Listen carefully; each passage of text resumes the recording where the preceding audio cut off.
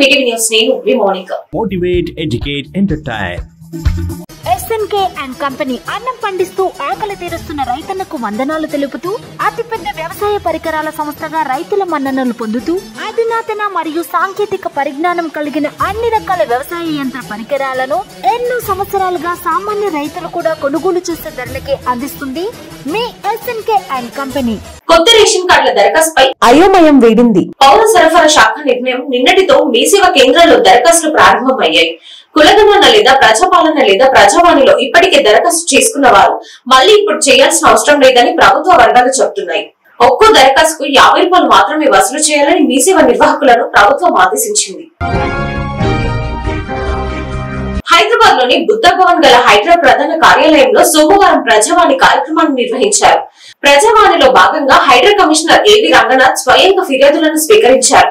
ఈ సందర్భంగా 64 ఫిర్యాదులు వచ్చినట్లు ఆయన పేర్కొన్నారు. ఆయా సమస్యలను కమిషనర్ రంగనాథ్ సంబంధిత అధికారులకు అప్పగించారు. సమస్యలను పూర్తి స్థాయిలో పరిశీలన చేపట్టి వారంలోగా నివేదిక ఇవ్వాలన్నారు.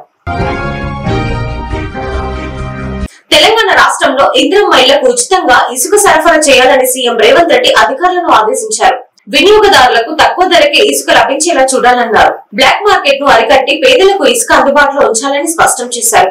ఇసుక మాఫియాపై అధికారులు ఉక్కుపాదం మోపాలని, అక్రమ రవాణా చేస్తే ఎంతటి వారినైనా ఉపేక్షించేది లేదని తేల్చి చెప్పారు. ఇసుక అక్రమ రవాణా అడ్డుకట్ట బాధ్యతను కలెక్టర్లు, ఎస్పీలకు ఇవ్వాలని సూచించారు. సీఎం రేవంత్ రెడ్డి రాష్ట్రంలోని బీసీలకు క్షమాపణ అడగాలని బీఆర్ఎస్ వర్కింగ్ ప్రెసిడెంట్ కేటీఆర్ అన్నారు. మీడియాతో కేటీఆర్ మాట్లాడుతూ కులగణన అంతా తప్పుతడ కానీ మేము మాత్రమే కాదు బీసీలందరూ అంటున్నారని పేర్కొన్నారు.